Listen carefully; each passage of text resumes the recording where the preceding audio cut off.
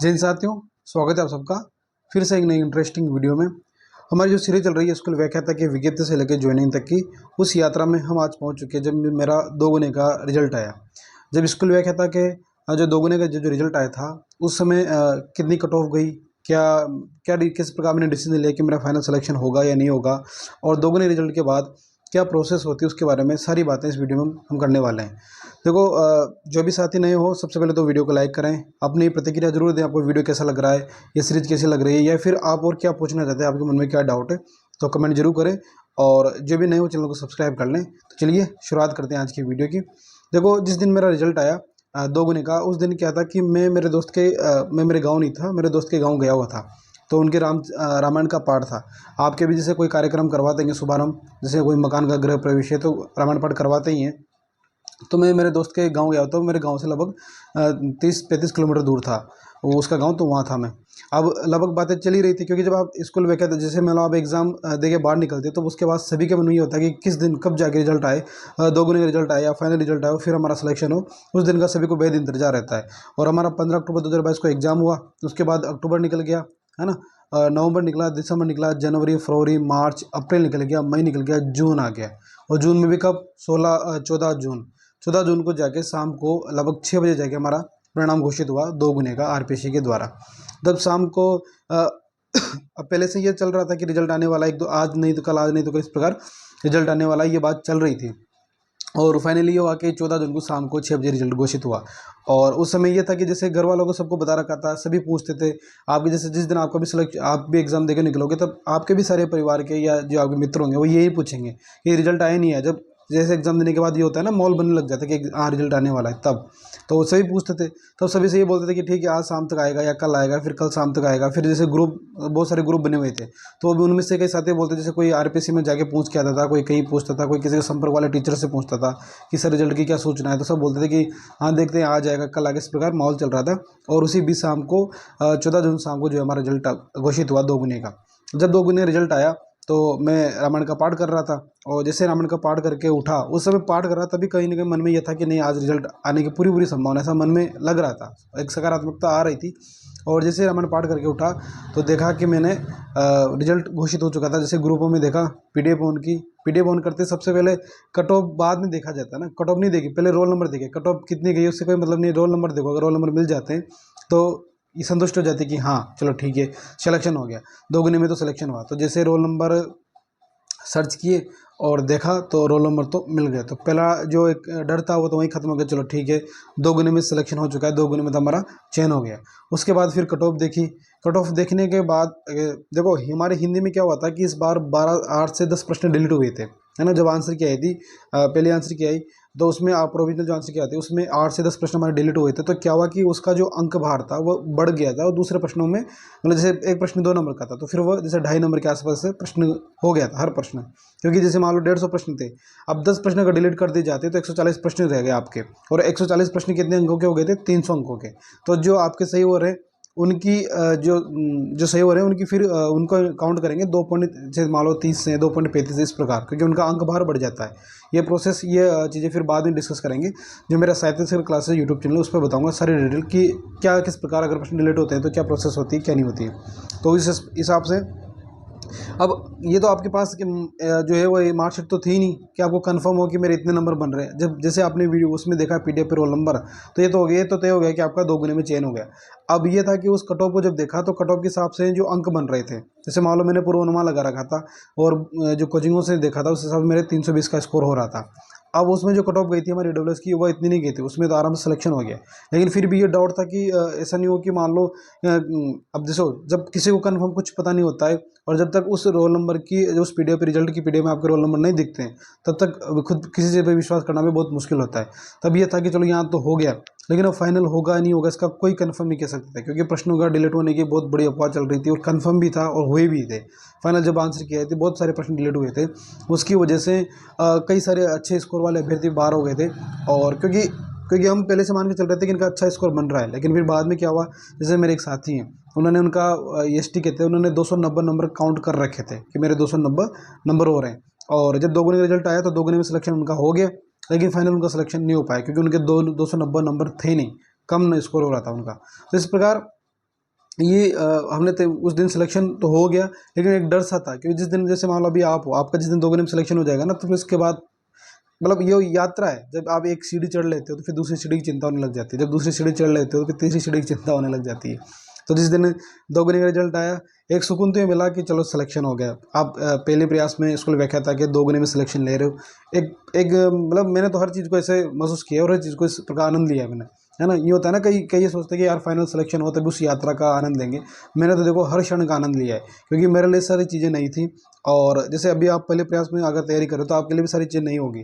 तो असफलता का डर तो मुझे शुरू से ही नहीं था, क्योंकि मैंने जिस प्रकार तैयारी की थी तो मुझे विश्वास था कि नहीं सिलेक्शन होगा अपना। और फिर ये भी था कि जो क्षण आपको अभी दिया जा रहा है, जो प्रभु ने ईश्वर ने जो क्षण आपके जीवन में दिया है, तो कम से कम उस चीज़ का आनंद तो लिया जाए। चिंता रहती है ना, चिंता दिमाग में रहेगी सही, लेकिन इतनी चिंता को इतना हावी नहीं होने दे कि उस पल का आनंद लिया ही नहीं जा सके। अब मान लो जैसे 2 गुने का जो परिणाम आया, और उस समय को भी मैं चिंता में निकाल देता, तो शायद अब वो तो हो गया, सिलेक्शन हो गया, लेकिन वो समय तो गया ना, उस समय का आनंद थोड़ी ना ले पाता। तो मुझे लगता है कि जो क्षण मिलता है उसका आनंद लेना चाहिए, क्योंकि ईश्वर कुछ ना कुछ योजना बना के उस क्षण आपकी लाइफ में भेजता है, देता है आपको। तो जब वहाँ सिलेक्शन हुआ, तो सिलेक्शन होने के बाद फिर मैंने शाम को सबसे पहले मेरे घर कॉल किया, मेरे पापा जी के, माँ के। उनसे कहा मैंने कि मेरा रिजल्ट आ चुका है और मेरा सिलेक्शन हो गया 2 महीने में। ये बोलते वो सब खुश हुए, उन्होंने कहा कि बढ़िया है, खुशखबरी है। और फिर मैंने कहा ऐसे, मैंने मेरे मम्मी पापा देखो पढ़े लिखे नहीं है, वो जानते नहीं है, बहुत किसान परिवार से, ग्रामीण से आते हैं, आप सबको बताइए। तो उनका वो अब इस क्या कट ऑफ है, क्या नहीं है, क्या होने वाला है, इतनी बातें वो जानते नहीं हैं। उनके लिए तो 2 गुने में सिलेक्शन हो गया मतलब चयन हो गया, है ना। और फिर उनसे तो मैंने यही कहा कि यहाँ तो हो गया, अब आगे देखते हैं आगे क्या होता है। और फिर उसके बाद मैंने, जैसे मान लो मेरे चाचा जी हैं, मेरे मामा जी हैं, उनके भी कॉल किया और उनसे भी मेरी बातें शेयर हुई। उनसे भी कहा कि इस प्रकार सिलेक्शन तो हो गया। और फिर कई दोस्तों के कॉल भी आए जो ग्रुप में थे, उन दोस्तों को लाइक किसी भाई किसका सिलेक्शन हुआ, किसका नहीं हुआ। तो लगभग लगभग सारे जो दोस्त बने हुए थे ग्रुप में, उनमें सबका सिलेक्शन हो गया था 2 गुने में, है ना। लगभग 1462 सीटें थी हमारी, तो फिर 2 गुने में सिलेक्शन तो सबका हो गया। और जब सिलेक्शन हो गया वहाँ, तो एक अलग ही एनर्जी, अलग ही कॉन्फिडेंस, अलग ही विश्वास आ जाता है कि यार चलो 2 गुने में सिलेक्शन हो गया, अब आरपीएससी जाएंगे डीवी करवाने। अब उसी चीज़ का इंतजार रहता है कि किस बार डीवी का दिन कब आए और हम आरपीएससी जाएँ। तो 14 जून को जब रिजल्ट आया, तो उसके बाद फिर वहाँ से जैसे वो प्रोग्राम समाप्त खत्म हुआ, फिर उसके दूसरे दिन मैं गांव आ गया। और फिर उसके बाद जो है यही दिमाग में होने लग गया कि अब डीवी की तैयारी करनी है। अब डीवी की तैयारी करते हैं तो सारे डॉक्यूमेंट्स तैयार करने पड़ते हैं आपको। अब जैसे मेरे जो दोस्त थे ज्योग्राफी के, तो उनकी डीवी पहले हुई थी, रिजल्ट भी पहले आया था। जो मेरा दोस्त 2 दिन सिलेक्शन हुआ उनका ज्योग्राफी लेक्चर में, तो उनकी डीवी जैसे उनका रिजल्ट मई में आ चुका था, तो फिर 1 महीने पहले ही उनका रिजल्ट आ गया। फिर उसके बाद आपका रिजल्ट आता है। एक कहीं ना कहीं ये चीज़ ये भी रहती है ना, जैसे मान लो आपके जो दोस्त हों और जिन्हें आपके घर वाले भी जानते हो, सब जानते हो और आप भी जानते हैं आपके परिवार के, और फिर उनका भी सिलेक्शन हो गया है। और जैसे मान लो अभी मेरे जो गांव का प्रवेश होता है ना, वहाँ लोग समझते नहीं है किसका सब्जेक्ट क्या है क्या नहीं। बहुत जो बिल्कुल ग्रामीण प्रवेश आते हैं वो लोग कुछ जानते नहीं है। उनके लिए तो जैसे मान लो उसका सिलेक्शन हो गया मेरे दोस्त का, और मेरा रिजल्ट आया नहीं था, तो कहीं के तो मन में था कि शायद इसका रिजल्ट आ गया हो, झूठ बोल रहा है, इसका सिलेक्शन नहीं हुआ हो, ऐसी भी बातें होती थी। पर मुझे पता था कि अभी रिजल्ट आया नहीं है। और फिर रिजल्ट आया तो गांव में भी एक अलग माहौल बन जाता है। जब आपका 2 गुने में भी सिलेक्शन हो जाता है ना, तो गांव में तो ये मान लो कि आप बन गए, फाइनली आपका चयन हो गया। लोगों की नज़रें बदल जाती है, लोगों का दृष्टिकोण बदल जाता है, और लोगों की सोच सब कुछ बदल जाती है। और कहीं ना कहीं आपके मन में भी एक भावना तो आ ही जाती है कि चलो ठीक है यार, इतना तो किया आपने, है ना। और फिर उसके बाद डीवी की तैयारी करने के लिए ये होने लगा कि भाई क्या क्या डॉक्यूमेंट्स चाहिए होते हैं और क्या क्या प्रोसेस होती है। तो उस हिसाब से फिर डॉक्यूमेंट्स में तैयार करवाना, वो भी चीज़ें हो गई। अब देखो जैसे 2 गुने में सिलेक्शन हो गया, अब बहुत सारों का 2 गुने में सिलेक्शन होने के बाद फाइनल सिलेक्शन नहीं होता है। तो कई बार अब यहाँ एक देखो एक चीज़, चलो ठीक है, हर चीज़ें आपके लिए सकारात्मक रहे, है ना। लेकिन मेरा ये मानना है कि जिस तैयारी के दौरान में क्या करना चाहिए, जब तक फाइनली हमारा सिलेक्शन नहीं हो जाए, फाइनल जो लिस्ट आती है ना, उस लिस्ट में रोल नंबर नहीं मिल जाए, तब तक हमें तैयारी को नहीं छोड़ना चाहिए। ये मेरे कई साथियों के अनुभव से मैं बता रहा हूँ। जैसे मेरा सिलेक्शन हो गया वो अलग बात है, लेकिन कई साथी ऐसे थे जिन्होंने जैसे 2 गुने में सिलेक्शन हो गया तो उन्होंने तैयारी छोड़ दी। तो बाद में क्या हुआ कि जैसे मान लो कि वो पूरा फिर वो प्रोसेस पूरा साल खत्म हो गया उनका, वो कुछ नहीं कर पाए, है ना। जैसे मान लो सामने वाली जो वैकेंसी आए, कोई भी दूसरी वैकेंसी आती है तो उसकी तैयारी भी नहीं कर पाते, उसका लॉस हो जाता है। तो क्या करें कि आप जैसे मान लो 2 गुने रिजल्ट आ गया आपका, ठीक है, आपका सिलेक्शन हो रहा है, तो आपको फिर भी अपनी तैयारी कंटिन्यू रखनी चाहिए। हाँ, अगर आपके अंक कितने बन रहे हैं, आपको इतना फुल कॉन्फिडेंस है कि ठीक है मेरा हो जाएगा, तो बात अलग है। बाकी तैयारी को कंटिन्यू रखना चाहिए, बीच में तैयारी नहीं छोड़नी चाहिए। और पूरी मेहनत करेंगे, पूरी शिद्दत के साथ करेंगे, तो फाइनल भी सिलेक्शन होगा, सारे ड्रीम कंप्लीट होंगे। मेरा एक एक ड्रीम जो मैंने सोचा था, और मैंने देखो हर पल को पूरे उत्साह के साथ जिया है। जब 2 गुने का रिजल्ट आया तो बहुत खुश हुआ मैं। और जैसे 14 जून को तो रिजल्ट आया, और 16 जून को मेरा बर्थडे था, और 16 जून को मैं कम्प्लीटली 25 साल का हो गया था, 16 जून और 2023 को। कम्प्लीटली 25 साल का हो गया मैं। और तो फिर वो बर्थडे भी मनाया, है ना। और फिर ये हुआ कि पहली बार जैसे आपका 2 गुना में सिलेक्शन हो गया, एक दिन आप रिजल्ट आया पहले, फिर उसके बाद आप बर्थडे भी मना रहे हो, तो कहने की खुशी ये थी कि चलो एक मतलब मेरे मन में ये था कि 25 साल की एज तक मुझे अपना ड्रीम कंप्लीट करना है, मतलब गवर्नमेंट जॉब लगना है। और ड्रीम कंप्लीट भी हो गया, 2 गुने में सिलेक्शन हो गया, और फिर कट ऑफ के हिसाब से अनुमान तो ये था कि फाइनली सिलेक्शन हो जाएगा। तो उसके बाद बर्थडे भी मनाया, बहुत सारी ऐसी चीज़ें सकारात्मक होने लग जाती है आपकी लाइफ में। और फिर उसके बाद वही इंतज़ार रह गया, वापस इंतज़ार आपका जीवन में। मैंने कहा ना कि तैयारी के दौरान आपको धैर्य रखना पड़ेगा। हर हर तीसरे दिन आपको धैर्य आपकी परीक्षा होगी। तो जैसे अभी आप विज्ञप्ति की तैयारी, विज्ञप्ति का इंतजार में लगे हो, जब विज्ञप्ति आ जाएगी तब फिर एग्ज़ाम कब होगा, जब एग्ज़ाम हो जाएगा तब आंसर की आएगी, कब आएगी, जब आंसर की आ जाएगी तब 2 गुने रिजल्ट कब आएगा, 2 गुने रिजल्ट आएगा तो डीवी कब होगी।